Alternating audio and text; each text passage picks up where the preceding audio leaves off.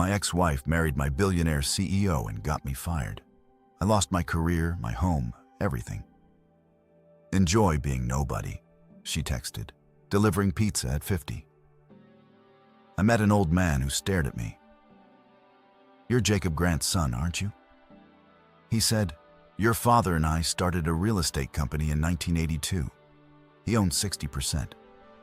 When he died, the shares went to you. He showed me the current value.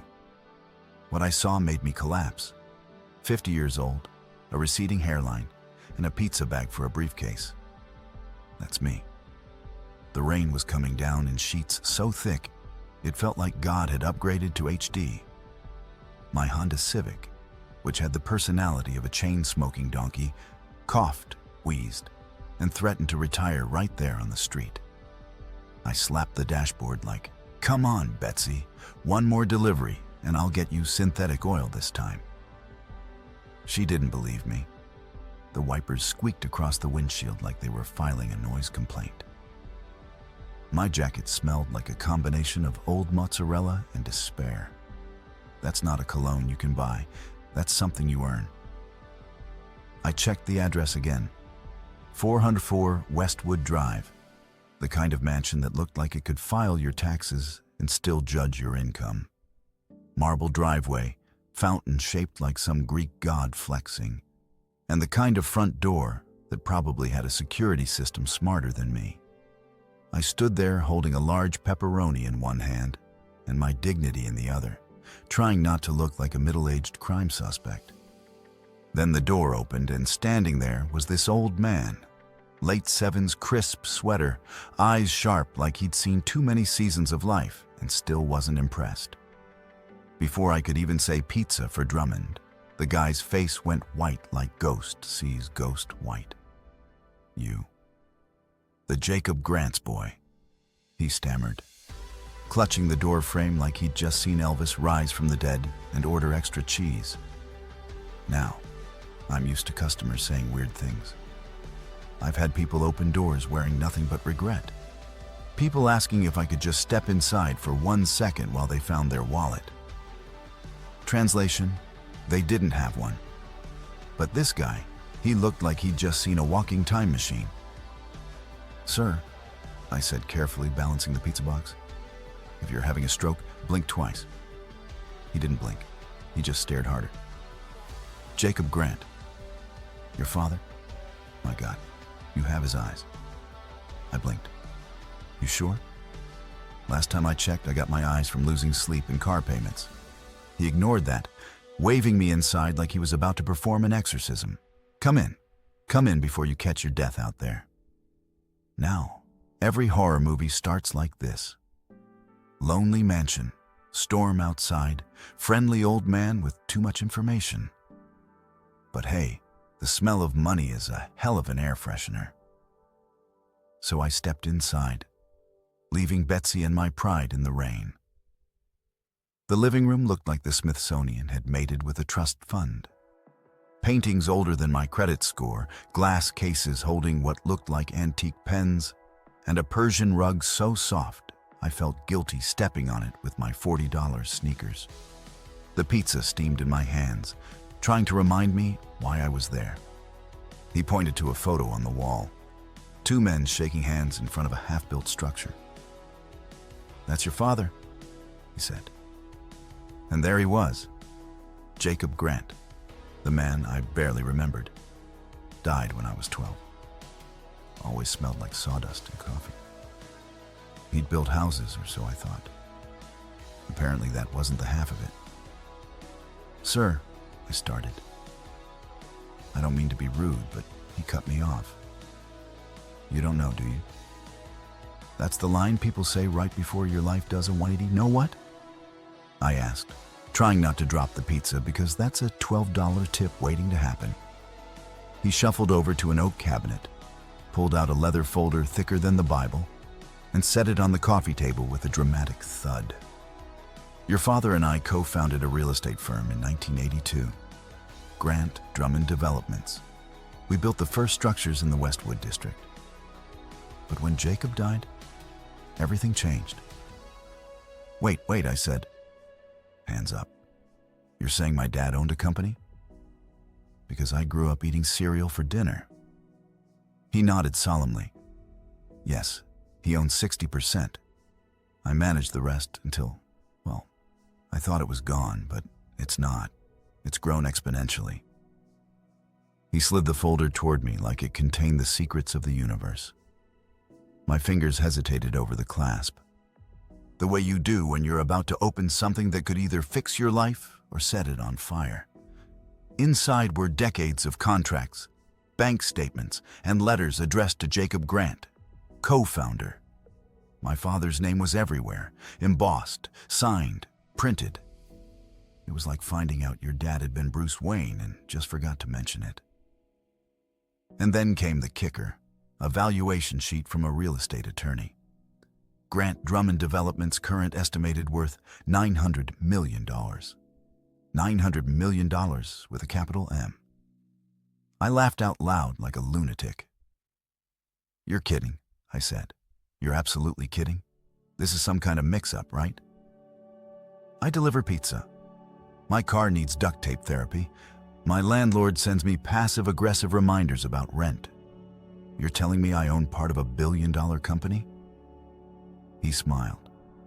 The kind of gentle, nostalgic smile that makes you uncomfortable.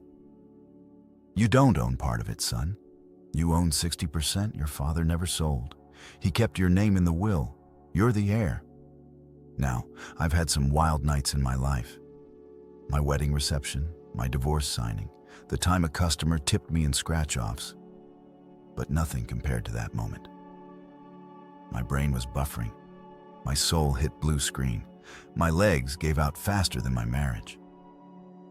I mumbled something like, That's impossible. Before gravity decided, I'd had enough disbelief for one evening. Next thing I knew, I was face first on his Persian rug. Not my proudest moment. Somewhere in the distance, I heard him shouting, "Oh, dear Lord." He's fainted. Which, honestly, fair.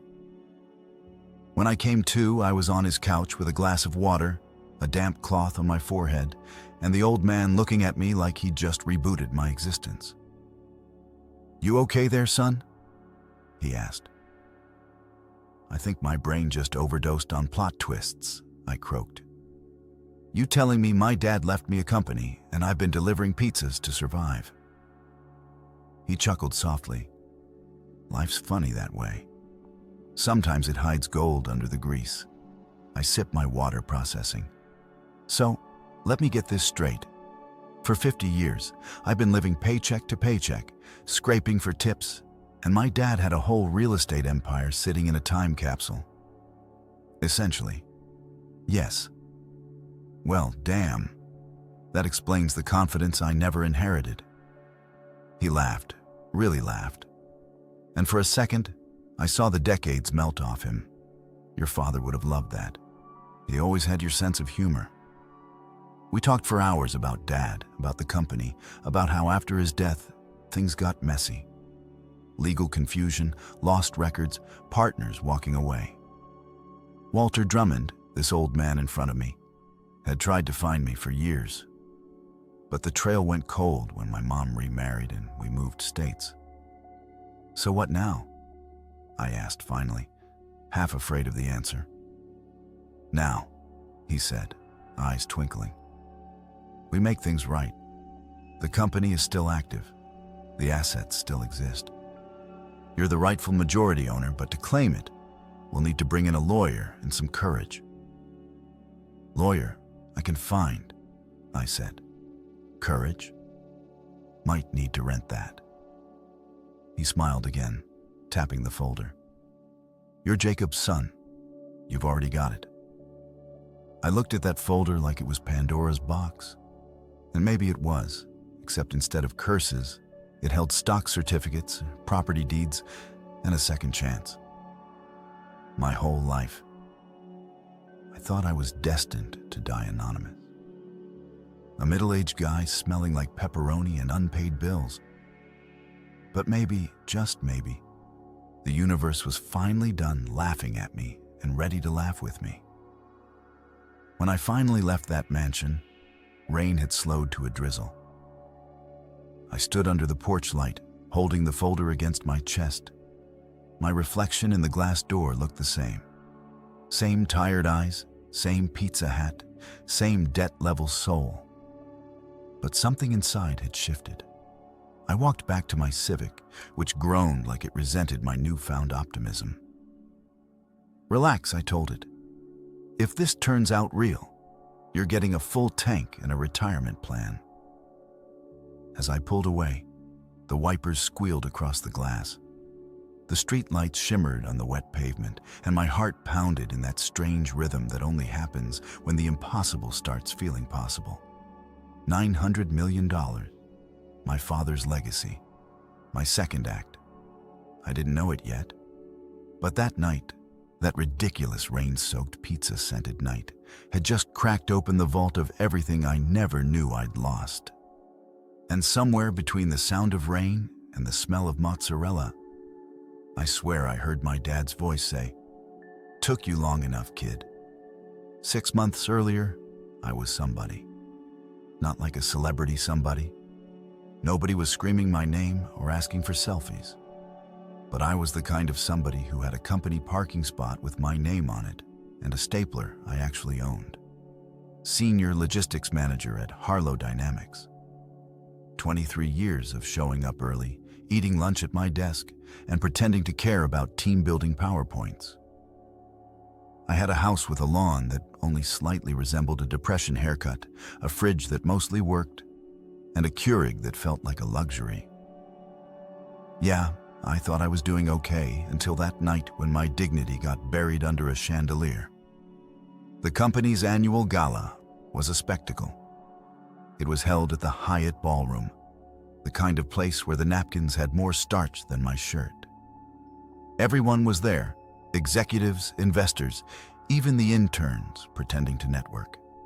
I showed up in my one good suit, navy blue, freshly dry clinened, smelling faintly of cologne and optimism. I figured I'd grab a couple of free cocktails, maybe shake Victor Harlow's hand, and pretend we were all part of one big, happy corporate family. Spoiler, we weren't. I'd barely gotten through my first glass of champagne when the room went quiet. That awkward kind of quiet, like when your mom walks in mid-gummit and everyone suddenly remembers manners. The spotlight swung toward the entrance, and then there she was. Monica, my ex-wife, the woman who once told me I lacked ambition while she watched Shark Tank in pajama pants. And she wasn't alone. On her arm was none other than Victor Harlow himself, my billionaire boss, the silver-haired devil who made motivational speeches that felt like hostage negotiations. The man owned half the state, 3 jets, and apparently now my ex-wife. I stood there holding my drink like a hostage negotiator trying to decide whether to surrender or throw the glass. My coworker Carl leaned in and whispered, "Dude, is that?" "Yep," I said, forcing a smile so tight it could have cracked concrete. They walked in like royalty.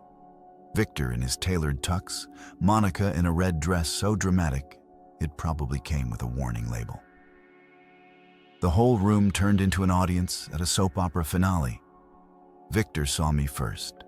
His grin could have powered a small town. "Elliot," he said loud enough for the back row. "Good to see you. I want you to meet someone." And then came the line that deserved its own gravestone. "This is my fiancée, Monica." Fiancé? The word hit me like a folding chair in slow motion. I nearly choked on my champagne shrimp. My throat made a sound somewhere between a laugh and a dying squirrel. I looked at her. She smiled, that smug. I won the lottery smile. And I thought, is this real life or a deleted scene from a bad telenova? I managed to say, "Small world." Because sarcasm is my only coping mechanism. She purred back, "Smaller paycheck." The crowd laughed nervously. Even the DJ looked like he wanted to play a funeral march. My team suddenly discovered the urgent need to check their phones or examine the ceiling tiles. It was like a collective group of witnesses pretending they hadn't seen a crime. Victor clinked his glass. "To new beginnings," he announced. Everyone clapped. I just stood there thinking, "Buddy, one of us is about to have an ending instead." After that, the night was a blur. Every conversation felt like a job interview I didn't apply for. People kept giving me that look. The pity mixed with curiosity, like I was an exhibit called "The Man Who Lost Everything Except His Batch."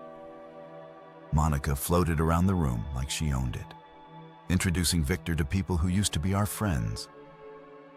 She even winked at me once, the kind of wink that says, "You're watching history, baby." By dessert, my internal monologue had turned into a Quentin Tarantino script.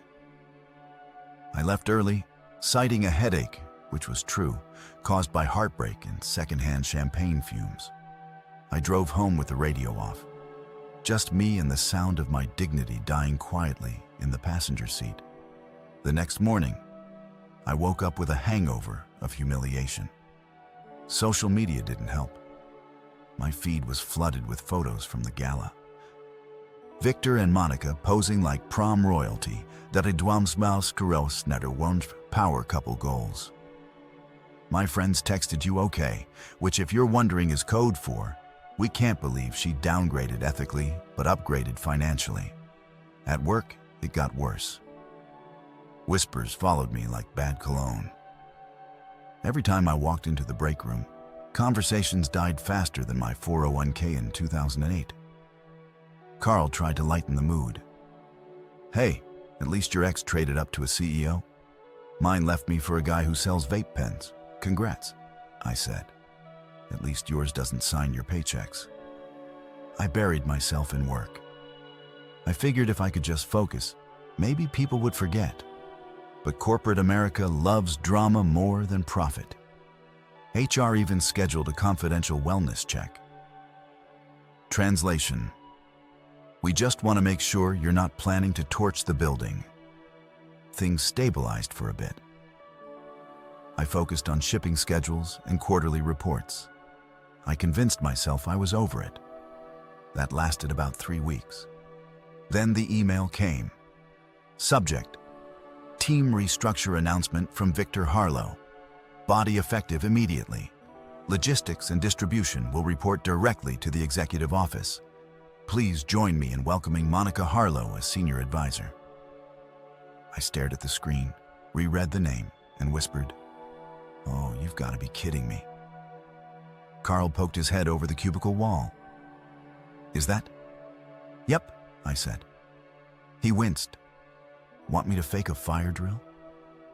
I appreciated the loyalty, but there's no escaping hell when it gets your email address. A week later, Monica waltzed into my department like she'd invented the concept of leadership. She wore a blazer that probably cost more than my mortgage and heels that could double as weapons. "Team," she said, "I'm here to optimize efficiency." I thought, yeah, you optimize my marriage first. She smiled directly at me. "Liat, long time. How are you settling in?" "Like asbestos," I said under my breath. She blinked. "Sorry," I said. "Doing great." Every meeting after that was a circus. She'd toss around buzzwords like synergy and workflow cohesion while I sat there fantasizing about moving to Alaska. Victor occasionally popped in pretending he wasn't staging the world's most uncomfortable threesome: CEO, ex-wife, ex-husband. Then came the gala sequel, our quarterly earnings meeting, where Victor announced record profits. He thanked Monica for her strategic insights, which was code for "I like her taste in yachts." Everyone clapped. I did too, because survival instinct is powerful. After the meeting, she cornered me near the elevators. "Still mad?" she asked sweetly. "Mad?" I said. "No. I just hope your prenup has a loyalty program." Her smile faltered for half a second, then came back sharper. "You always were funny, Elliot. Too bad humor doesn't pay the bills." Yeah, I said. Guess that's why I stayed married to you for so long. Elevator doors closed before she could reply. I counted that as my one win of the week. But karma's got a sense of humor because exactly 7 days later, HR called. Elliot, can you come in for a quick chat? Now, quick chat in HR language translates to pack up your stapler. I walked in trying to look confident. The HR manager, a woman named Linda with empathy powered by caffeine and scripts, gestured for me to sit. We've noticed discrepancies, she began. Inventory losses totaling $2 million. All traced to your authorization codes. I laughed out loud. You think I stole $2 million in brake rotors and forklifts? Lady, I can barely afford a second Netflix account. But she wasn't smiling. She slid a stack of papers across the table. Invoices, digital signatures, my name everywhere. These are your credentials? She said gently, like she was talking to a toddler with a fork near an outlet. The cameras? I asked. Malfunctioned, she said. Of course they did. Cameras always malfunction when the plot thickens. Next thing I know, I'm being escorted out like I tried to sell state secrets. My ID badge was deactivated so fast it beeped in protest. My co-workers watched from their desks, eyes wide, pretending they weren't recording the moment for group chat entertainment. Victor called that evening. Elliot, he said in that fake friendly CEO tone. Let's handle this quietly. I'll let you resign. No need for scandal. Generous, I said. You're offering me the privilege of pretending I didn't get screwed over. Consider it a gift, he said. I almost said I already got your last gift. Her name's Monica. But I bit my tongue. Go to hell, Victor. He sighed. I was afraid you'd say that. Click. That's when it hit me. I'd lost everything. My job, my reputation, and the last shred of self-respect I'd managed to keep after the Monica fiasco. That night, I sat in my kitchen staring at my Keurig like it had betrayed me too. The coffee tasted like irony. I updated my LinkedIn bio too. Currently seeking opportunities anywhere. My mother called the next day. She always had perfect timing for disasters. Elliot, she said, sometimes the universe slaps you so hard it resets your Wi-Fi. Thanks, Mom, I said. Should I check my signal strength? She sighed. You'll land on your feet. You always do. Just maybe not in a pizza shop this time. I laughed bitterly. Sure, Mom, because destiny totally takes suggestions. And just like that, my 23-year climb up the corporate ladder ended with a pink slip, an ex-wife with a diamond the size of guilt, and a boss who thought justice was optional. But life has a funny way of circling back. 6 months later, I'd be holding a pizza box and $1 billion secret in my grease-stained hands. I just didn't know it yet. You ever notice how life doesn't just knock you down? It sets up a full presentation about why you deserved it? Yeah, that was my life after Harlow Dynamics. 1 week I was senior logistics manager, core team member with a parking spot and a drawer full of highlighters. The next, I was unemployed, single, and eating cereal out of a salad bowl because the dishes were too emotionally triggering. When HR called me in, I already knew something was off. Linda, the HR manager, looked like someone who'd rehearsed bad news in front of a mirror.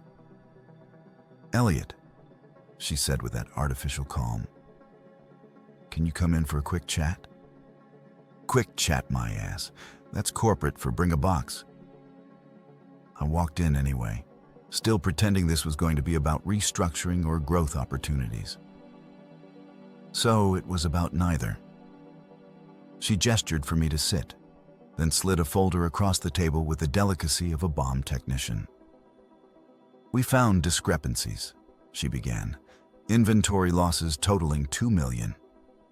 I laughed, which apparently was the wrong response.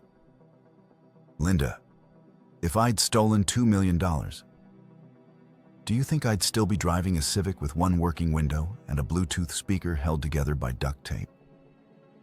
She didn't even blink. The documents have your signature and login. We have to follow procedure. Procedure?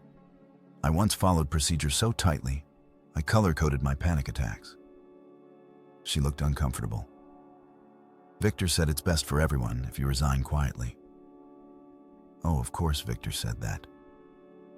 Victor Harlow, the man who thought ethics was a type of car insurance. I pictured him sitting in his glass office sipping overpriced espresso with Monaco whispering poison in his ear. My ex-wife turned home decor into corporate espionage. Resign quietly, I repeated. That's rich, considering I can't even afford noise-canceling headphones. She gave me that HR pity look, the one that says, "We're sorry you caught feelings, but we have to feed the corporate gods." That afternoon, I packed my desk. My coworkers avoided eye contact like I turned radioactive. Carl tried to fist bump me, but ended up offering a handshake madar, so it looked like we were negotiating peace. My nameplate came off like a funeral plaque. I walked out with a cardboard box full of regrets, a novelty mug that said logistics legend, and my dignity barely. Victor called that night because of course he did. "Elliot," he said smoothly, "I'm giving you a chance to leave with grace." "I'm out of grace," I said. Monica took that in the divorce. He chuckled like a Bond villain. "You'll thank me later. Some bridges are meant to burn." "Yeah," I said, "you're standing on one." He hung up before I could add, "And you're wearing gasoline cologne." So there I was, unemployed, humiliated, and broke. My friends offered sympathy and beer, which helped until the beer ran out. My mom offered prayers and casserole, which did not help, and my bank account offered silence. I tried job hunting. Turns out former logistics manager accused of fraud doesn't look great on a resume. Interviews went downhill fast. One guy said, "We need someone reliable." I said, "I'm so reliable." I once organized my sock drawer by season. He didn't laugh. I tried freelancing. Turns out there's not a high demand for motivational speeches titled, "How to Lose Your Job and Still Pay Rent." By month 2, I was behind on bills, eating tuna straight from the can, and contemplating selling my Keurig for gas money. I even applied to drive for a rideshare company. The app politely informed me my car did not meet minimum standards. I stared at Betsy, the Civic, and said, "You hear that? Even Uber thinks you're trash." She blinked her check engine light in solidarity. Then one night, I stumbled into Luigi's Pizza. It was a tiny shop tucked between a vape store and a nail salon, with a flickering sign that said, "Best slice in town." The smell hit me first. Garlic, dough, and faint disappointment. Luigi himself stood behind the counter, a stocky guy with arms like breadsticks dipped in testosterone. His accent was thick, somewhere between Brooklyn and pure chaos. "You look hungry," he said, eyeing me. Hungry, unemployed, and mildly dead inside. I replied. He grinned. "Good. You drive fast." "I drove my marriage off a cliff," I said. "Does that count?" He laughed so hard he slapped the counter. "You're hired." Just like that, I became a pizza delivery guy. 50 years old, bachelor's degree, 23 years in logistics, and I was now responsible for transporting hot cheese across suburbia. It was humbling, sure, but also oddly peaceful. There's no corporate drama in pizza. No backstabbing, no circle back on that. Just pepperoni, addresses, and tips. Of course, the universe wasn't done mocking me. My first delivery, the condo complex where Monica used to live. I pulled up, hands shaking slightly. The receipt said, "Harlow Penthouse." I almost dropped the box. I considered driving away, faking a car crash, joining a monastery, but the job paid $8 an hour plus tips. So I went up. When she opened the door, her eyes went wide. "Elliot." I smiled. The smile of a man who's emotionally bankrupt. "Extra cheese." "No loyalty." She stammered. I didn't know you delivered happiness for a living." "Yeah, it's new." "Want me to leave it by your conscience or your husband's desk?" She didn't even tip. Typical. Back at Luigi's, I told him the story. He wiped tears from his eyes, laughing. "You, my friend, are a living sitcom." "Yeah," I said, "except no laugh track, just overdraft fees." The weeks passed. I got good at the job. Real good. I memorized streets, shortcuts, even the regulars' weird requests. One lady always asked for a smile with the delivery. One guy tipped me in Bitcoin. Another invited me in to discuss energy frequencies for 45 minutes. Delivering pizza is like social anthropology with extra carbs. Still, every night driving home, I felt the weight of failure. My reflection in the rear view looked like a man who'd missed his stop in life. I'd scrolled job listings at red lights, half hoping, half dreading. One rainy night, I pulled into a gas station to refuel Betts's dying soul. That's when I saw Carl, my old co-worker. He was wearing a new suit, laughing into his phone, looking like success in human form. He spotted me and froze. "Elliot, man, what are you doing here?" "Refueling my empire," I said, holding a Red Bull. He looked at the pizza sign on my car and said the one thing you never say to someone barely holding it together. Wow, career change. "Yeah," I said, forcing a grin.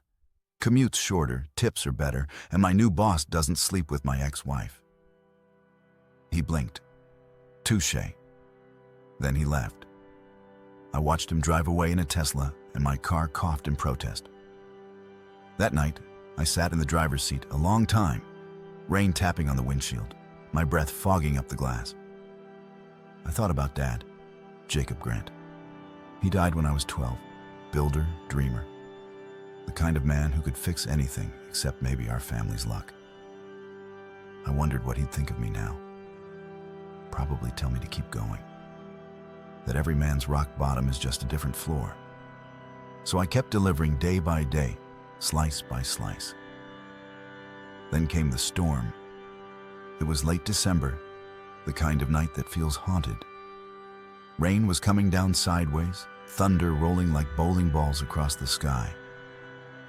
Luigi had one last delivery, a mansion on Westwood Drive. "Big order." "You take this one," he said. "Good tips from rich people." "Maybe they throw in pity bonus," I laughed. "Luigi, I don't think anyone's tipping a middle-aged guy in a Civic Extra for weather endurance." He shrugged. "Yeah, maybe they like sympathy." I loaded up and drove through puddles deep enough to host fish. By the time I got there, my jacket was soaked, my hair plastered, my soul damp. I rang the bell, and that's when it happened. The old man opened the door, saw me, and gasped like he'd seen a ghost. "You're Jacob Grant's boy." "Me?" "Sir, if you're having a stroke, blink twice." That's how it started. A random pizza delivery on a rainy night. A stranger with too much history and too little warning. That was the night that changed everything. The night the pizza box opened Pandora's vault. But back then, standing on that marble doorstep, smelling like rain and garlic knots, I didn't know it yet. I was just a tired man with a box of pepperoni and a past I didn't know I'd inherited. Losing everything changes your menu real fast. One day you're eating sushi rolls with coworkers who pretend to like you, and the next you're debating whether ketchup counts as a vegetable. They say rock bottom builds character. Nah, it just wrecks your metabolism. When I first lost my job, I still had dignity leftovers. I'd go to my favorite deli and order the usual, acting like my credit card wasn't sweating in my wallet. But after a few overdraft fees and one particularly aggressive payment declined, beep. I retired from fine dining and joined the gas station food club. Its exclusive membership fee is shame, and the dress code is despair. Breakfast became black coffee and existential dread. Lunch, whatever was 2 for $1 near the register. Dinner depends on the expiration date. I called it the gourmet misery diet, guaranteed to slim your wallet and your will to live. Luigi's Pizza saved me from total collapse. I'd stumbled into that place like a man on autopilot. My life's GPS was permanently stuck on recalculating. Luigi didn't ask for a resume or references, just if I could drive and not die doing it. "You drive fast," he'd said, squinting at me like a mob boss evaluating a getaway driver. "I drove my marriage off a cliff," I told him. "Does that count?" He slapped the counter, laughed like a man who'd seen too many bad decisions, and said, "You start tonight." So I did. Delivering pizza wasn't glamorous, but it kept my hands busy and my brain from replaying every stupid life choice I'd made. I became the Picasso of pizza delivery. I knew every shortcut, every grumpy doorman, every customer who tipped in change and guilt. There was Rick, the guy who ordered the same meat lovers special every Friday and tipped exactly $2 because that's how my daddy did it. There was Jen, the yoga instructor who claimed carbs were evil, but still ordered extra garlic knots for her roommate. And then there was Kyle, my personal favorite, a high school kid who ordered a medium pepperoni and asked me life advice like I was a low-budget Yoda. "Mr. Grant," he'd say.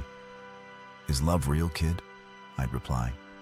"If it is, it sure doesn't pay rent." But I liked the kid. Reminded me of myself before life turned into a slapstick tragedy. Still, some nights hit different. I'd park the Civic outside a mansion, see some happy couple answering the door, the warm lights spilling out like life was fair, and I'd feel it headache. The one that whispers, "This should have been you." Then I'd drive away, blasting 80s rock like I was trying to drown out my own thoughts. Then came the night. Rain again. The kind of rain that makes you question your life choices. I was soaked, cold, and on my 5th delivery. Luigi yelled over the sound of thunder. "Last one. Big house. Rich guy. Nice tip. Music to my broke ears." I pulled up to a mansion on Westwood Drive, the kind of place that makes your car feel like it needs a shower. I trudged to the front door, balancing the pizza and praying my hair didn't look as unemployed as I felt. I rang the bell. An old man opened the door. Gray hair, expensive sweater, eyes sharper than my bank overdraft notice. Took one look at me and gasped. "You're Jacob Grant's boy," he said like he'd just seen a ghost. "Sir, if you're having a stroke, blink twice," I said automatically. He didn't blink. He just looked at me trembling. "Your father, Jacob?" He was my partner. My father. Partner. My brain couldn't keep up. Partner in what? A secret garage band. He laughed, though it sounded more like a cough wrapped in nostalgia. No, in business, real estate. We built half this city. I blinked. "You sure you got the right Grant?" My dad built things. "Yeah. Mostly IKEA furniture and unrealistic expectations." He waved me inside. The house looked like a museum that hired a decorator addicted to mahogany. The air smelled like money and dust. "You have his eyes," he said softly, pulling out a leather folder. "He'd be proud of you." I didn't know whether to laugh or ask for hazard pay. Proud. The man didn't even know I was out here delivering pizza to mansions that used to have his blueprints. Then he laid it all out. Jacob Grant, my father, wasn't just a construction worker. He co-founded Grant Drummond Developments in 1982, owned 60%. But after his death, Everything got lost in paperwork, confusion, and greed. I thought he was crazy until he showed me proof. Contracts, bank statements, my dad's signature, clear as day. And then the kicker, a property valuation that nearly made my brain shut down. $900 million. I don't remember much after that except the sound of my dignity fainting. My knees gave up like they'd been waiting for this exact moment. I woke up on a Persian rug with a glass of water in my hand, and the old man hovering over me like a worried doctor. "Easy there, son," he said. "Big news to process, you think?" I croaked. "You just told me my dad was Scrooge McDuck and forgot to leave a map." He chuckled. "Your father was brilliant but modest. He never cared about the money. He cared about the land, the people." I sat up slowly. "Well, I care about both, especially the money." He smiled. "You sound like him, just a bit more cynical." "Yeah, well, cynicism is cheaper than therapy." We talked for hours about my dad, about the company, about how life had twisted what used to be honest work into corporate greed. The man's name was Walter Drummond. He'd been my dad's business partner, now retired and haunted by the past. "After your father died," he said, "the company fell apart, but the asset's still there. The land you're standing on, your family owns it. 60% to be exact. That number again, 60%. My dad's silent majority share in a corporation I never knew existed." Walter leaned back. "You could claim it, all of it. But it won't be easy. You'll need a lawyer. Someone who knows how to fight people who've been rich too long." "Walter," I said, "I deliver pizza for a living. My lawyer right now is Google." He laughed so hard I thought he'd break a hip. "Then let's fix that." He scribbled a name on a card and slid it over. "Patricia Norwood. She's ruthless, smart, doesn't blink at billionaires." I pocketed the card. "You sure she takes clients who still use coupons?" He winked. "She will for you." When I finally left, rain had slowed to a mist. I stood on the porch, soaked but weirdly alive. My Civic sat there looking offended like, "You sure you belong here, buddy?" I got in, started the engine, and just sat. $900 million, my father's legacy. My second chance hiding behind a pizza box. I laughed out loud, not the ha-ha kind, the unhinged kind. "Of course," I muttered. "My big break comes with mozzarella." Driving back, I thought about all the years I'd spent chasing validation from people who saw me as replaceable. I thought about Victor and Monica, how they'd smiled while stabbing me in the back. And I thought about my dad, who apparently built empires while I built excuses. Maybe this was it. The twist, the universe's weird apology letter. When I got to Luigi's, he was wiping down counters and humming Sinatra. "You look like you saw a ghost," he said. "Close," I replied. "I saw my inheritance." He squinted. "How big?" "Let's just say if I tip you, it'll pay off your mortgage." He grinned. "Then maybe you buy a better car." "Hey, Betsy and I have history," I said. "But yeah, she's about to get some upgrades." I didn't tell him everything, not yet. It sounded too crazy. Who'd believe the broke pizza guy just inherited a $900 million empire? I barely believed it myself. That night, I lay in bed staring at the ceiling, the old man's words echoing in my head. "You're Jacob's son. You have his courage." "Yeah, Dad," I whispered into the dark. "Guess it's my turn to build something." I didn't know then how messy it would get, how revenge would come wrapped in legal briefs and corporate seals, how Victor's empire sat right on top of my land. But at that moment, lying in my cheap apartment smelling faintly of pepperoni and purpose, I felt something I hadn't felt in years. Hope and maybe hunger, because full confession, the gourmet misery diet doesn't include dinner breaks.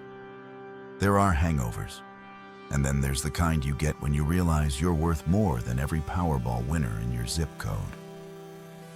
It's not the kind of hangover Advil can fix. It's the dizzy heart rattling. Is this a prank kind that makes you check your pulse and your bank app every 5 minutes? That morning after the mansion revelation, I woke up in my apartment surrounded by pizza boxes and destiny. The folder Walter had given me sat on the coffee table like a glowing suitcase from Pulp Fiction. I hadn't slept. I just kept staring at those numbers. 900 million. My brain couldn't process it. It was like trying to imagine infinity or my ex-wife being humble. I brewed instant coffee because irony pairs well with caffeine and tried to talk myself down. "Okay, Elliot," I said out loud, pacing the room in my socks. "You were either about to be rich or about to join a pyramid scheme for ghosts." Betsy, my car, sat outside like a loyal dog that hadn't been fed in months. I promised her leather seats and premium gas if this turned out real. She didn't answer, probably too emotional. By noon, I'd showered, shaved, and put on my best not a scam victim outfit. A button-up shirt that hadn't seen daylight since my firing in jeans without pizza grease. I drove back to Walter's mansion, windshield wipers squeaking like a stressed violin. When I got there, he greeted me like I was family he just found on Ancestry.com. "Elliot, come in. You look better, less confused." "Oh, still confused," I said, just wearing cleaner confusion. He laughed and led me into his library, a room that smelled like oak and old money. On the table was coffee, pastries, and enough paperwork to wallpaper a mansion. "You ready to meet the lawyer?" he asked. "Define ready. She's already on her way." 5 minutes later, the door opened and in walked Patricia Norwood. Late 40s, power suit, eyes like freshly sharpened knives. She didn't shake hands. She assessed you like a surgeon deciding where to cut first. "So," she said, flipping open her laptop, "you're the son of Jacob Grant. That's what the DNA and the unpaid child support letters say." "Yeah," she smirked. "I like you already." Patricia got straight to it. She'd spent the night digging through legal archives like Indiana Jones with a law degree. "Your father's 60% stake in Grant Drummond Developments was never sold or dissolved." She explained it was simply forgotten. "Forgotten?" I said, "You forget birthdays, not empires." She slid a document toward me. Legally, the company still exists. The city's Westwood Tech Corridor, every office, lab, cafe, and overpriced salad shop sits on property leased under the Grant Drummond name. Walter leaned back proudly. 30 years of rent payments funneled into a holding account. I nearly choked on my coffee. "How much are we talking?" Patricia turned her laptop around. "As of last quarter, $92 million. I stared. "Is there a defibrillator in this mansion, or should I just faint on the good rug again?" Walter chuckled. "I'll have the maid fetch a pillow." Patricia continued. "All business. Here's where it gets interesting. One of those tenants is Harlow Dynamics." I froze. "Wait, Victor Harlow Dynamics." "The very same," she said. "According to the lease, they're in violation of the morality clause due to documented corporate misconduct." I laughed so hard I nearly spilled the coffee. "You're telling me my ex-boss built his empire on my land? That's poetic. Shakespeare would have cried." Patricia smiled thinly. "You can legally evict them or renegotiate rent at whatever number you choose." I leaned back, dizzy with the sheer beauty of karma. I think I just heard the universe slow clap. Walter patted my shoulder. "Son, this is your chance to set things right for your father and yourself." Patricia tapped the screen again. We'll need to file ownership claims, verify the inheritance, and notify all current tenants. But before we proceed, I suggest we make things airtight. You'll need protection. Protection? Financial? She said, once this goes public, everyone will want a piece, including people who don't deserve crumbs. You mean Monica? I said automatically. She raised an eyebrow. The ex-wife, the ex-parasite, I corrected. Yeah, she'll show up faster than a coupon code. Patricia nodded. Then we'll make sure she can't. We spent hours drafting documents. I signed more papers than when I bought my house, car, and divorce combined. Walter kept bringing tea, smiling like a proud grandparent. I couldn't stop thinking about my dad, how he must have poured his life into this, only for it to vanish under dust and bad timing. At one point, Walter said softly, "He'd be proud of you, Elliot. You have his spark." "Thanks," I said, trying not to tear up. "I just wish he'd left a road map instead of a mystery box. He left you something better," Walter said, "a chance to rebuild."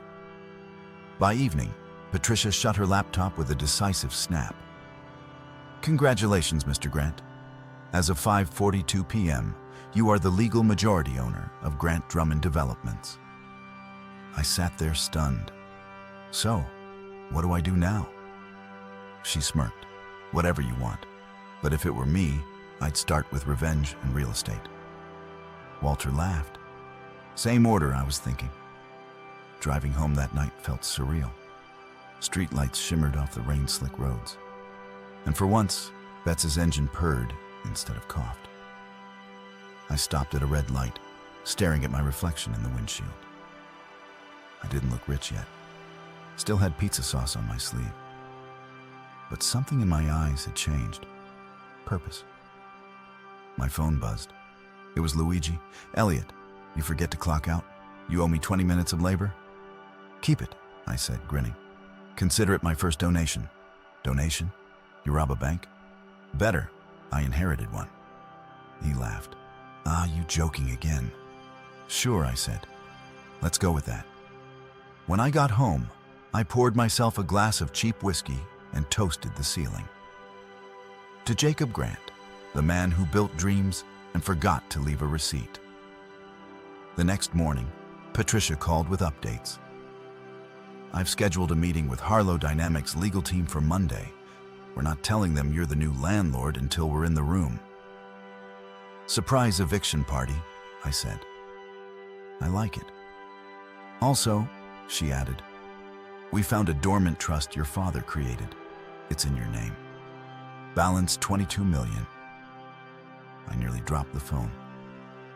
"Patricia, stop adding zeros before I pass out." "Consider it your startup capital," she said.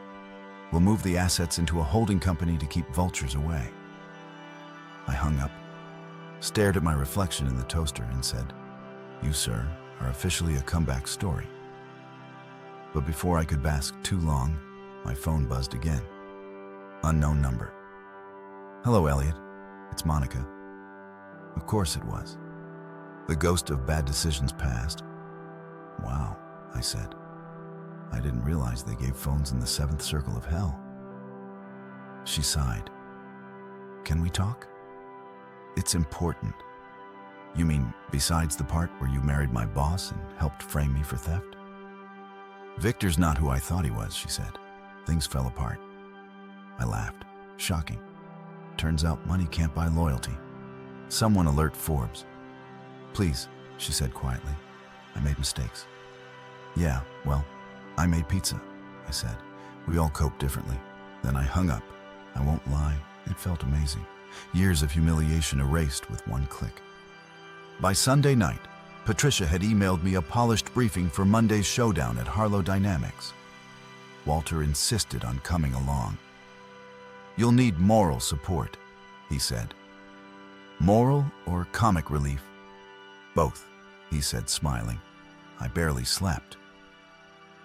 I kept picturing Victor's face when he realized his empire stood on my father's land.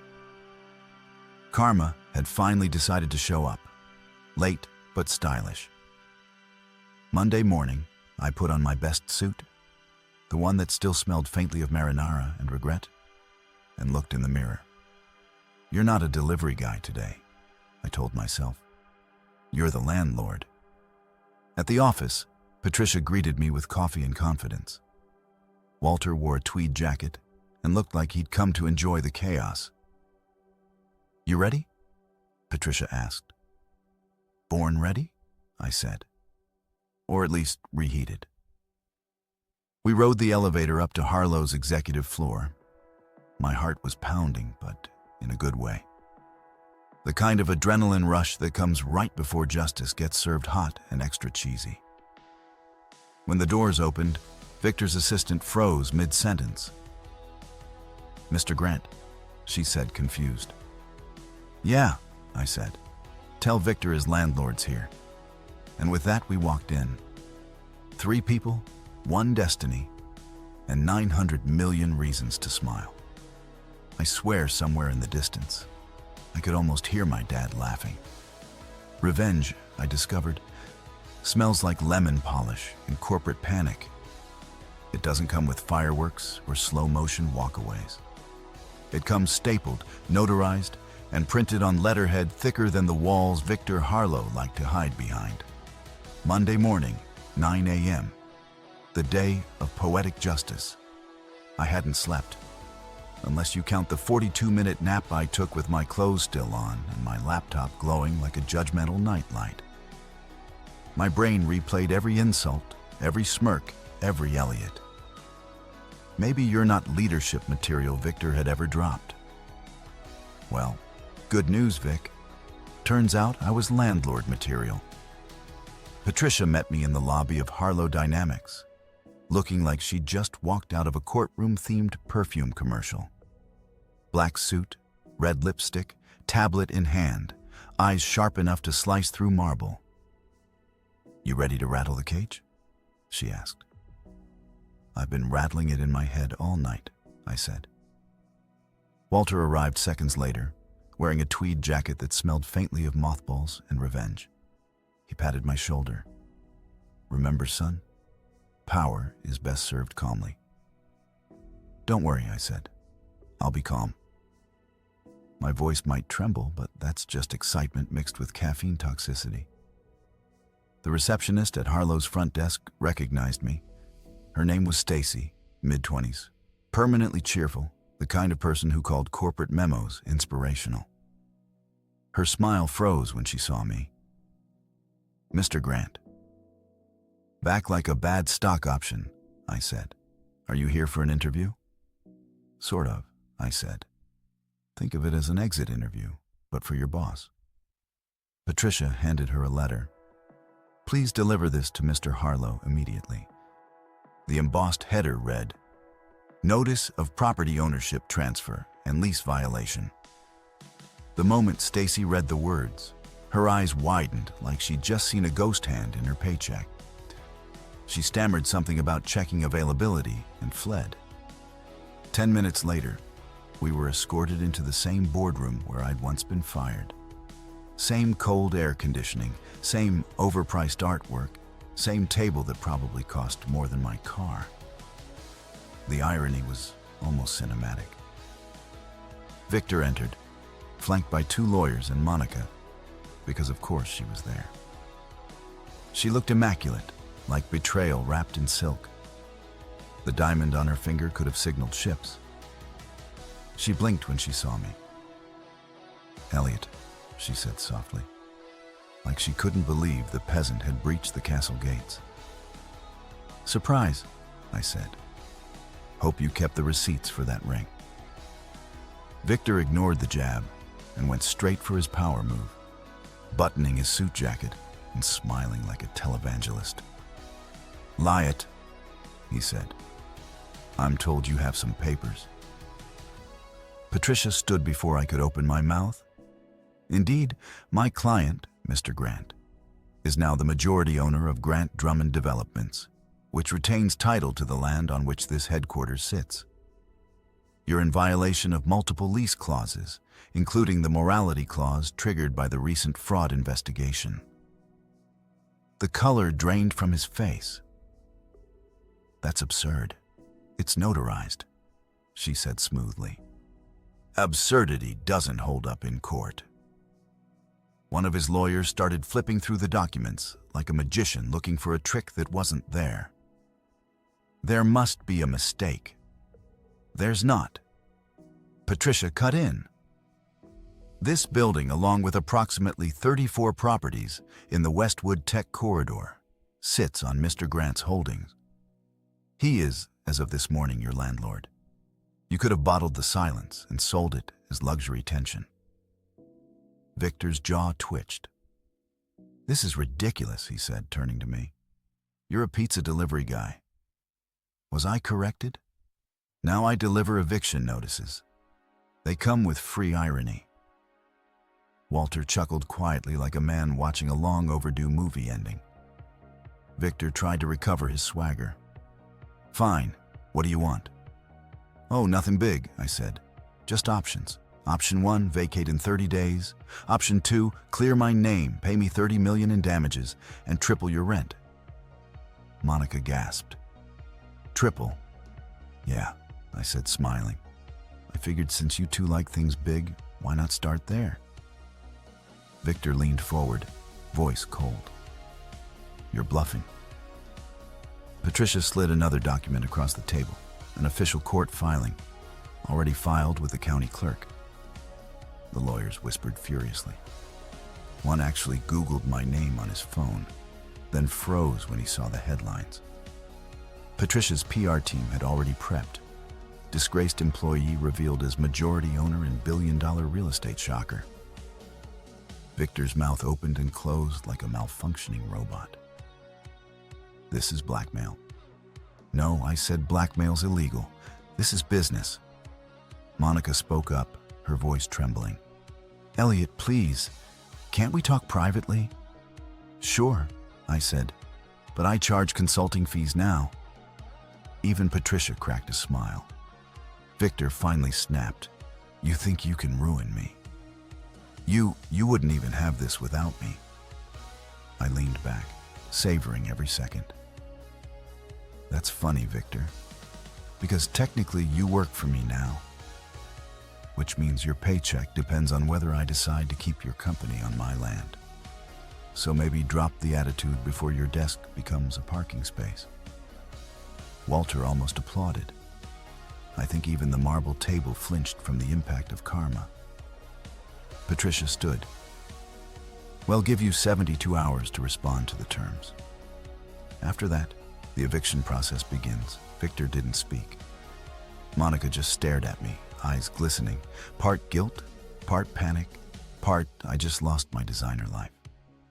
I gave her a polite nod. Small world, huh? Smaller wallet. As we left the room, the entire building felt different.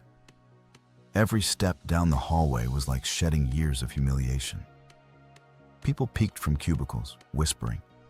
Some recognized me, others just sensed the power shift. For the first time in my life, I wasn't the one being escorted out. Down in the lobby, Walter grinned like a proud grandfather. You handled that beautifully. Thanks, I said. It's amazing what confidence you get when karma finally remembers your address. Patricia smiled, typing something on her phone. Expect the media to call by tomorrow. I leaked just enough to make Harlow's PR team sweat through their suits. Remind me to never get on your bad side, I said. Oh, you couldn't afford to? She replied dryly. We stopped by a cafe on the way back to Walter's mansion. I ordered the most expensive coffee on the menu just because I could.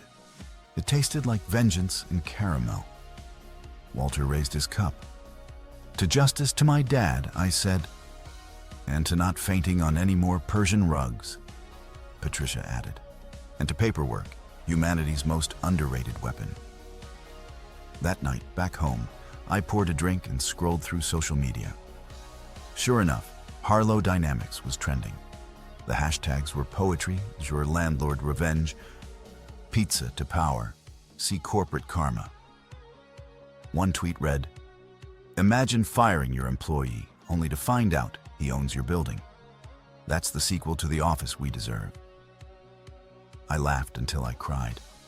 Then came the emails, reporters, former co-workers, old college friends suddenly remembering I existed. One from Carl stood out. "You absolute legend. Drinks on me." But the best message was from an address labeled unknown. "You won this round, but it's not over." No signature, but I didn't need one. Victor, the man, couldn't handle losing. Not to me, not to anyone. I stared at the screen and whispered, "Oh, buddy, you have no idea how many rounds I've got left." 2 days later, Patricia called. He's lawyering up. Filed a counterclaim saying the documents are fraudulent. I groaned. "He's really committed to being the villain, huh?" She smirked over the phone. "Good. That makes the ending more satisfying." Court filings flew, subpoenas followed, and by Friday, the media circus had its ringmaster. Walter's lawyer buddies volunteered statements, verifying every record. Harlow's stock dipped faster than my mood at a family reunion. Monica filed for divorce a week later. Apparently, yachts and golden handcuffs lose their sparkle when the bills start coming in. She texted me one night, "Elliot, we can talk, right?" I replied with a photo of a pizza box labeled "served cold." No words, just vibes. A month later, Harlow Dynamics settled. They cleared my name publicly, paid $30 million in restitution, and agreed to triple their rent under a new 20-year lease. The same reporters who once ran disgraced manager fired for fraud now printed unlikely billionaire redeems father's legacy. Talk about a glow-up. Walter hosted a dinner to celebrate. He toasted me like a war hero. To Elliot Grant, he said, "The man who proved revenge tastes better with a side of justice." Patricia raised her glass, and who reminded the world, never underestimate the pizza guy. I laughed, shaking my head. Can we put that on my business cards? That night, I sat outside Walter's mansion, staring at the stars. My father's name was everywhere now. Restored, respected, remembered. I felt something shift inside me. For the first time in decades, I wasn't angry. I was proud. And when my phone buzzed again, another unknown message, probably Victor still licking his wounds, I didn't even open it. I just smiled and turned the screen face down. Some stories don't need sequels, because this was no longer about revenge. It was about reclaiming what was mine. Still, the next morning, when Patricia called and said, "So, what's next for you, Mr. Grant?" I couldn't help but grin. "Simple," I said. "We build something better. Some meetings are scheduled with Outlook invites and complimentary muffins. Others, they're scheduled by fate and delivered with a vengeance. This one, oh, this was the kind where the air itself charges a late fee for breathing. It was a Tuesday, the universal day of corporate suffering. The kind of morning that smelled like burnt coffee and unspoken hostility. I was standing in front of the mirror in my apartment, tying a tie that had seen better days and better jobs. My reflection stared back like, "You sure you want to do this, buddy?" "Yep," I told the mirror. "Today, I'm cashing in on karma's layaway plan." I threw on my only revenge suit, a dark gray number that still had traces of marinara on the cuff from my delivery days, and walked out feeling like a budget James Bond whose mission was to reclaim his dignity.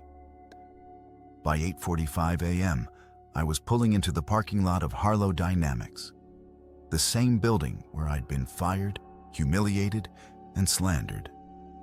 Except now, I wasn't just walking into their office. I was walking into my property. The irony was so delicious, it could have been served medium rare. Patricia was waiting for me at the entrance, crisp and lethal in navy blue. She had that I dare someone to interrupt me aura that made interns step out of her way like pigeons avoiding traffic. "You ready?" she asked, sliding a folder into my hand. "Born ready?" I said, even though my heart was tapped, dancing like it had a caffeine addiction. Walter arrived right on cue, cane in one hand, mischief in the other. "If you start sweating, son," he whispered, "just remember, you own the air they're breathing." We entered the lobby. Same scent of overpriced sanitizer and artificial confidence. The receptionist, Stacy, looked up from her computer, saw me and blinked like she was seeing a ghost her NDA couldn't protect her from. "Mr. Grant," she squeaked. "Still me?" I said. "Different paycheck." She fumbled with her headset. Mr. Harlow isn't expecting." Patricia leaned in, voice cool and professional. "He doesn't have to expect his landlord." We walked past her before she could summon corporate security. It felt poetic. The last time I'd walked these halls, I'd been escorted out like a thief. Today, I strutted in like the plot twist. The boardroom was exactly as I remembered it. Long table, ridiculous chandelier, and chairs that probably cost more than my car's resale value. I could practically hear the ghost of my old self whisper, "Don't mess this up." Victor Harlow was already there, surrounded by his entourage of legal yes-men. He looked the same, flawless suit, smirk calibrated to punchable, and that smug aura of someone who thought morality was optional if your cologne was expensive enough. He glanced up, and for the first time, the smirk faltered. Well, he said, feigning calm.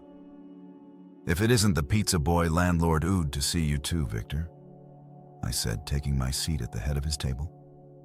Correction, my table. Monica was there too, sitting beside him like regret in heels. She looked good, annoyingly good, but her eyes told a different story. They said, "I bet you blocked my number and I had twice." Victor leaned back. "So, what's this about, Elliot? Another publicity stunt? The press loves your little rags to riches Saba story." Patricia placed a stack of documents in front of him like she was setting down commandments. "It's about finalizing new lease terms and resolving outstanding debts. As you know, Harlow Dynamics occupies property under Mr. Grant's ownership." He gave a lazy laugh. "Ownership. Cute word. I suppose you'll be raising rent." "Triple," Patricia said. "Retroactive?" The smirk died right there. Monica whispered something in his ear. "Probably don't yell in front of the help." But Victor ignored her. He pointed at me. "You think this makes you powerful, Elliot? You're playing in leagues you don't understand." I leaned forward, smiling. "You're right. I used to play in the minor leagues, working for guys like you. Now I own the stadium." Walter coughed to hide a laugh, but not well. Victor slammed a hand on the table. "You can't evict a billion-dollar company overnight." Patricia's eyebrow arched. "Legally, we can. Morally, we're overqualified." The silence that followed could have cured hiccups. Finally, I pushed the papers toward him. "Option 1, you pay what's owed, clear my name publicly, and sign a new 20-year lease at fair, very fair terms. Option 2, I evict you, turn this building into a museum called How to Lose Everything. I'll even leave your office intact for nostalgia." Victor's lawyers scrambled, flipping through the pages like they could find a loophole made of hope. Monica finally spoke, voice soft but edged.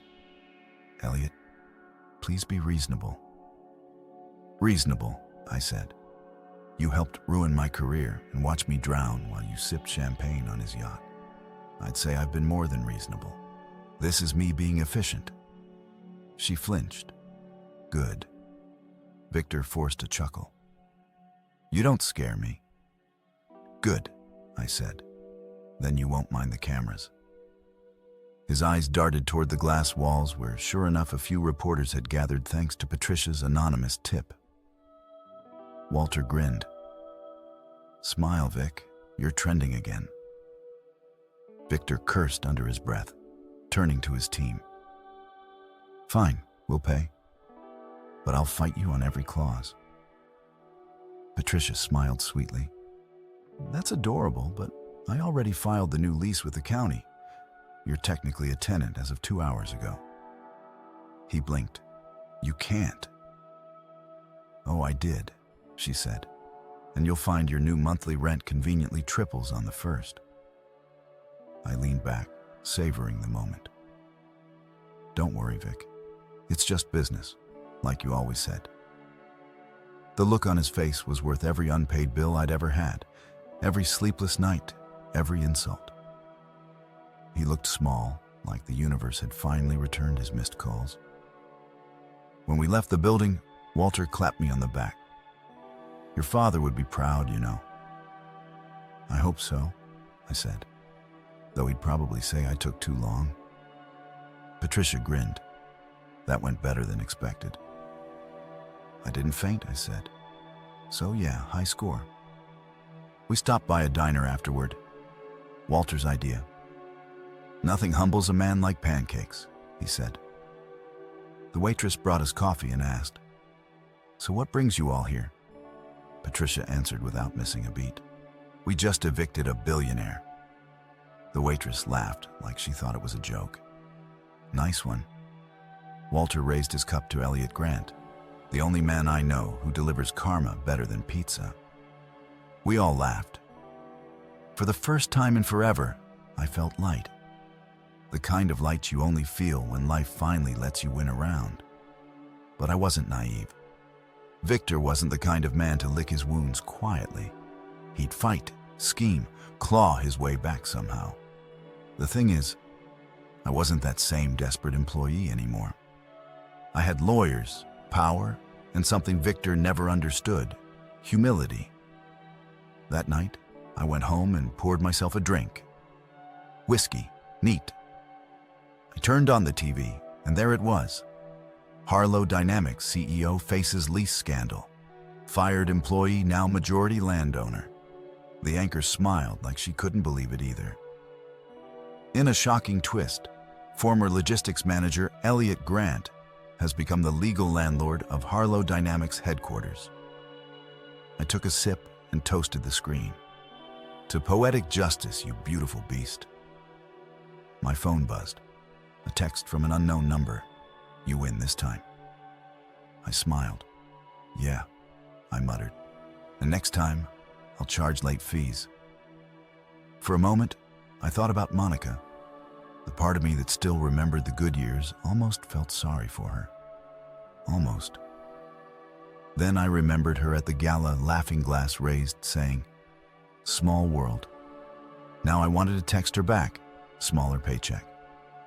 Instead, I finished my drink and stared at the city skyline outside my window. Lights twinkled across buildings my father had helped create, structures that now bore my name. Somewhere out there, Victor was probably smashing a crystal tumbler against a marble wall. Realizing he couldn't bully his way out of a deed, I smiled, leaning back. Sleep tight, Victor. Rinse due on Monday. The next morning, I woke up to a phone full of congratulations. Journalists wanted interviews. Old co-workers wanted forgiveness, and my ex-boss wanted a lawyer with superpowers. I sent Patricia a simple text. Next move. Her reply came instantly. We build something better with your father's name on it this time. That hit deep. I looked at the folder on my desk. Grant Drummond Developments. My father's legacy, my second chance. Yeah, revenge had been sweet, but legacy that was eternal. And for the first time in a long, ridiculous, rain-soaked, pizza-scented life, I finally felt like I was becoming somebody. You ever watch a tower crumble in slow motion? That's what it looked like. Not the building, but Victor Harlow, the man who once fired me with a smirk, was now publicly imploding one headline at a time. And honestly, I'd have bought popcorn if it wouldn't have made me look petty. Scratch that. I did buy popcorn. Buttered large. 3 days after our little meeting of the century, the news cycle had gone full telenova. Corporate landlord revealed as former employee CEO faces ethical probe. Harlow dynamics built on shaky ground. Reporters couldn't get enough. There were graphics, charts, even a dramatic montage set to piano music. Somewhere out there, a journalist was earning a Pulitzer for describing me as the pizza man who delivered karma. Meanwhile, Victor's empire was melting faster than an ice cube in a Vegas sauna. Stock prices plunged, sponsors vanished, and investors started doing that polite panic where they restructure their portfolios, which is billionaire speak for we're out. But here's the thing about powerful men. They don't go quietly. They go like malfunctioning fireworks. Loud, messy, and guaranteed to hit themselves in the face. Patricia called me that Friday morning, her voice calm, but buzzing with the kind of excitement lawyers get when the opposing side self-destructs. "He's suing you for defamation," she said, sipping coffee like it was a plot twist she'd already anticipated. "Of course he is," I said. Victor wouldn't sleep well unless he was the victim of his own downfall. "It won't hold," she said. "We've got signed leases, notarized filings, and a morality clause longer than his ego." "Good," I said, because my next move involves fireworks. Walter, who'd become my unofficial hype man, called an hour later. "Saw the news, son. He's panicking. They're calling emergency board meetings." "I bet he's making PowerPoints about resilience right now," I said. Walter chuckled. "Let the man flail. You don't wrestle a drowning snake. You let the water do its work. Words to live by." By noon, Victor's PR team had switched strategies from denial to damage control. He went on a business podcast. You know the type. Dramatic lighting, fake empathy, and hosts who say things like, "Let's unpack that."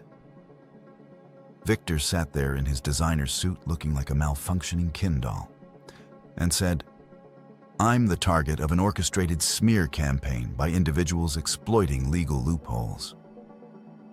Translation: I messed up, but I'd rather sound like a victim. Patricia texted me a clip. "Do not respond publicly," she warned. Yet, she said. The woman knew me too well. That night, I met Walter and Patricia at his mansion, which I was starting to call Mission Control. Walter poured us drinks. "Tomorrow, we take him down properly," Patricia said, sliding a thick binder across the table. "His financials, his shell companies, his offshore accounts, it's all here." I blinked. "How the hell did you get this?" She smirked. "Let's just say his accountant isn't very good at passwords." "Remind me to never share a Netflix login with you," I said. "We spend hours going over everything." Turns out Victor had been playing Monopoly with real money, shifting assets, hiding debts, the works. But karma doesn't do tax shelters. 2 days later, we filed suit for breach of lease, unpaid rent, and contract fraud. Within 24 hours, every financial network had the story. Reporters swarmed Harlow HQ like vultures wearing press badges. By Wednesday, his board had had enough. Anonymous sources leaked recordings of him shouting at staff, smashing a vase rumored to be worth $12,000, and calling investors cowards. The board voted to remove him as CEO in a closed session. Irreconcilable leadership differences, they called it. That's corporate for we've seen enough. When the news broke, I was in my kitchen reheating leftover lasagna and watching the live stream on my phone. The ticker scrolled, "Victor Harlow removed as CEO." I raised my fork, and that, ladies and gentlemen, is how you reheat justice. My phone buzzed seconds later. Unknown number. I almost didn't answer, but curiosity won. "Elliot," a hoarse voice said. It was Victor. "Victor," I said, savoring it. "Shouldn't you be drafting your farewell email?" "You think you've won?" he rasped. "You have no idea how this world works." "Oh, I know exactly how it works," I said. "You build a throne out of lies and rent it from the guy you fired." He didn't respond for a long moment. "Then enjoy your 15 minutes. Click." I stared at the phone, then burst out laughing. "Buddy, I've been waiting 50 years for this 15 minutes. The next morning, the world woke up to a fresh scandal. Harlow Dynamics under SEC investigation. Patricia called. Try not to sound too gleeful. They're uncovering years of misreporting. It's a landslide, Patricia. I said, I'd buy you a yacht right now if it wouldn't make me look exactly like him. Walter, ever the philosopher, just said, every giant eventually trips over their own shadow. Victor went full bunker mode. Lawyers quit. Staff resigned. Monica filed for divorce within a week. Apparently, true love can't survive foreclosure. Her public statement was peak irony. I'm choosing peace and personal growth. Translation, I'm choosing not to be subpoenaed. She texted me once during the chaos. Can we talk? I didn't know it would go this far. I replied with a picture of a pizza box and a note scribbled inside. Some deliveries take a while. She didn't reply. I hope she framed it. As the storm around Harlow Dynamics grew, something strange happened. People started reaching out, thanking me. Former employees, small contractors, even a janitor who'd been underpaid for years. You did what we all wanted to. One message said, you reminded them we're not disposable. That one hit hard because for the first time in decades, I realized this wasn't just revenge. It was redemption. Not just mine, but my dad's too. I decided to take Walter's advice and turn victory into legacy. We called a press conference at City Hall. Not the dramatic kind with flashing cameras and crying apologies, but one with purpose. Patricia stood beside me. Walter sat proudly in the front row, and I announced the creation of the Jacob Grant Foundation. 30 years ago, I began my father built this city's foundations. Literally, he believed that land shouldn't just be owned. It should lift people. Today, we're honoring that belief. Half of our holdings will fund affordable housing and community redevelopment. The crowd applauded. Reporters shouted questions. One asked, is this your way of distancing yourself from Harlow's scandal? I smiled. No, it's my way of fixing what people like him broke. That quote made the front page the next morning. My dad's photo ran beside mine under the headline, Son of Forgotten Builder Rewrites His Father's Legacy. Walter cried when he saw it. Not like a soap opera cry, just quiet, proud tears. You did it, kid. He said, you turned ashes into architecture. That night, we sat on his porch drinking tea and whiskey, respectively, watching the sun dip behind the skyline my dad had once helped design. Funny thing, I said. The same rain that ruined my deliveries built this city. Walter chuckled. That's poetry, son. Don't get used to it, I said. I'm still petty. Patricia joined us later, phone in hand. Final update, she said. The SEC froze Victor's accounts. He's finished. I leaned back. So, the Titan falls. She smirked, and the pizza guy inherits the earth. We all laughed, and for the first time in years, I wasn't laughing to hide pain. I was laughing because it was finally over. Victor's face appeared on the news a week later.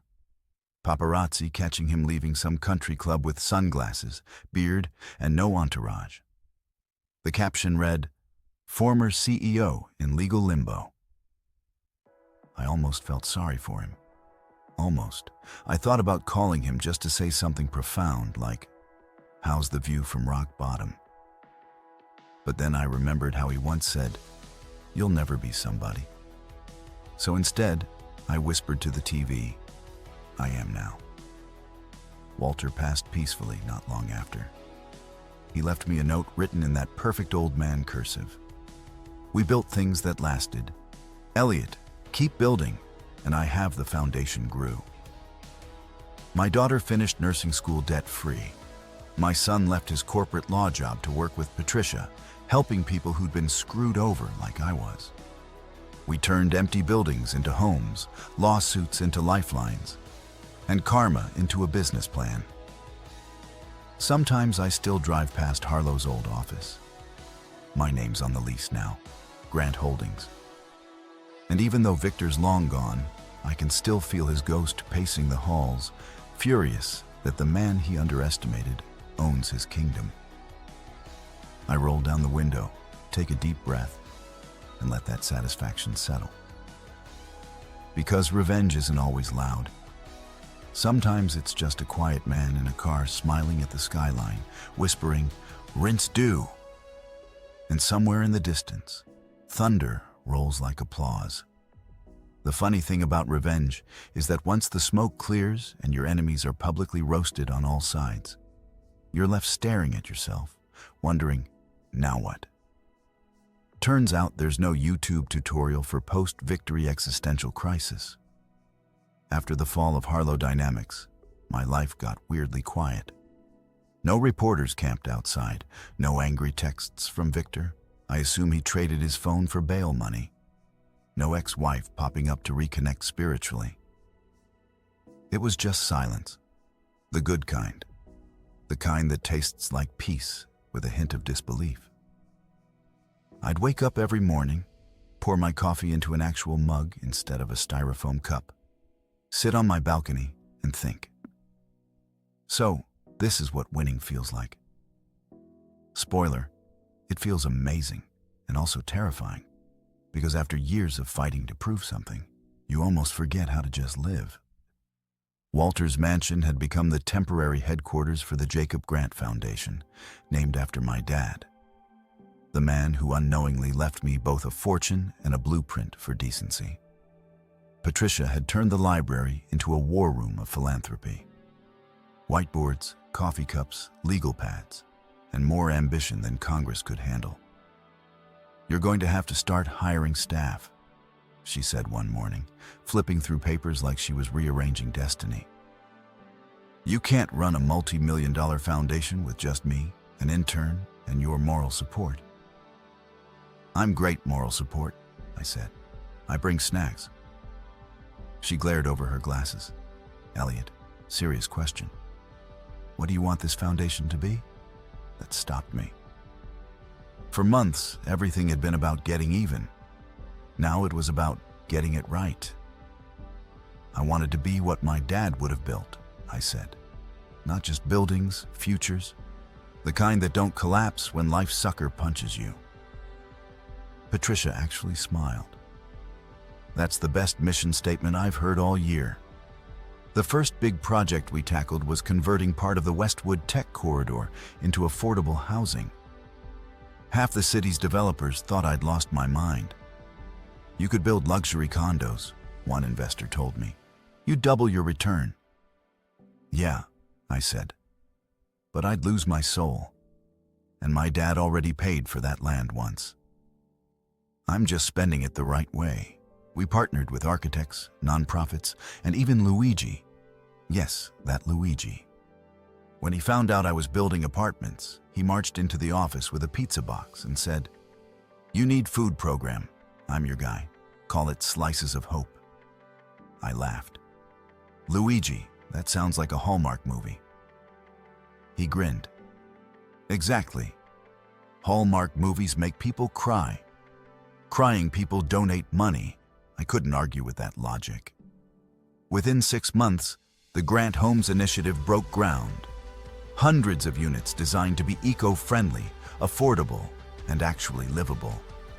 Not those shoebox apartments where you can brush your teeth while cooking ramen. real homes with dignity baked into the blueprints. The media went wild again. From fired employee to city builder. The pizza king of philanthropy, my favorite headline. Though came from a local blogger who wrote, "Man wins at life, still tips generously." I printed that one and framed it in the office. Walter lived long enough to see the foundation's first site break ground. He stood there with a hard hat that looked slightly too big for him and said, "Your father would have loved this." He believed success wasn't measured by height, but by how many people you lifted with you. "Then we're doing it right," I said. He nodded, smiling.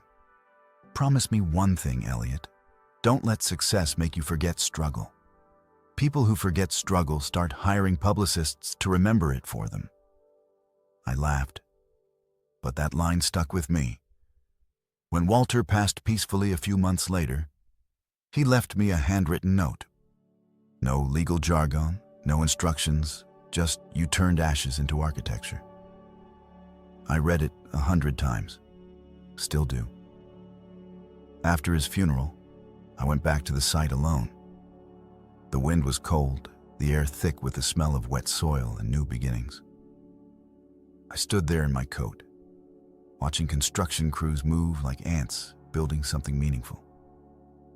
"This one's for you, Dad," I whispered. And maybe it was my imagination, or maybe fate was just showing off. But I swear I heard the faintest echo of his voice in the wind. "Took you long enough, kid." That night, I sat with Patricia and my 2 kids, Clara, now a registered nurse, and Ben, who just quit his corporate law job to join us at the foundation. "You sure you want to do this?" I asked him. "I can't pay you what you made at that firm." He shrugged. "Yeah, but I'll actually sleep at night." Clara smirked. "And I'll get to boss you both around. It's a win-win." I looked at them, really looked, and realized something wild. For the first time in decades, my family wasn't something I was fixing. It was something I was building. Over dinner, Patricia raised a glass. "To the Grant family, proof that karma has a construction permit." We all laughed. Still, the ghosts of the past have a habit of showing up uninvited. One morning, as I was walking out of a meeting, a familiar voice stopped me. "Elliot." I turned. Monica. She looked human. Not the polished, untouchable goddess I'd once married, but softer, tired, real. She held a folder, but her eyes were the apology. "I heard about the foundation," she said. "You're doing good things." "Yeah," I said cautiously. "Took me long enough. I just wanted to say, I'm sorry for all of it." I studied her face. The old anger didn't flare up. The fire had burned out, and what was left was peace, or maybe indifference. "Thanks," I said finally. "But you don't owe me that anymore. We're both different people now." She nodded, a small, sad smile. "I know. Just, I'm glad you became who you were meant to be." I almost said, "I always was. You just didn't stick around long enough to see it." But I let it go. Growth, right? We shook hands, a quiet truce between 2 people who'd survived the worst versions of each other. Later, I told Patricia about it. She shrugged. "Closure looks good on you." "I think that's called wrinkles," I said. She laughed. "Same thing." Months passed. The foundation expanded into new cities. We built shelters, community centers, even launched a scholarship for kids who wanted to study construction and urban planning. "Build the builders," I called it. Patricia said that sounded corny. Then we printed it on a billboard. Every now and then, someone would stop me on the street and say, "Hey, you're that guy, the one who took down Harlow." I'd smile and shake their hand. But inside I'd think, no, I'm the guy who built what came after. Because here's the truth. They don't tell you in revenge movies. The real victory isn't when they fall.